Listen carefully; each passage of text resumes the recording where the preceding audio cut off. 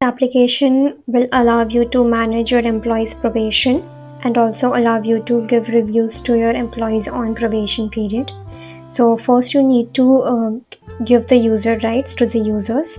So if you go to settings, we will go to manage users, we will go to the user, and here you can see the probation rights. You can either give manager probation rights or HR probation rights according to your requirement, and you can save that. Now once that is done, you need to go to the probation document. We will create a new document from here and we will add the employee name. You can also add the manager of the employee.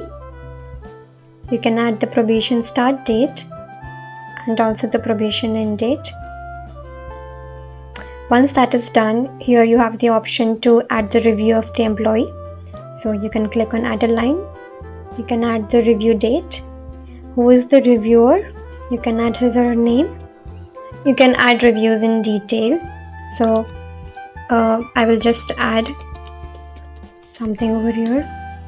You can add the performance. You can rate the performance from worst to excellent, and accordingly the stars will be added, and you can save and close this. Multiple reviewers can add their reviews on the employee. You can also add the description of the employee's reviews over here. Once that is done, you can save this.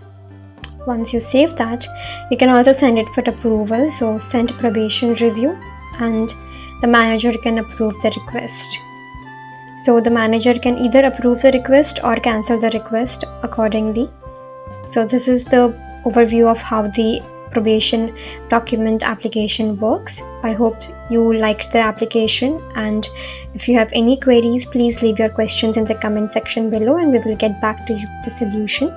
Do not forget to like the button if you liked the video, and also do not forget to subscribe us and follow us for more Odoo related content.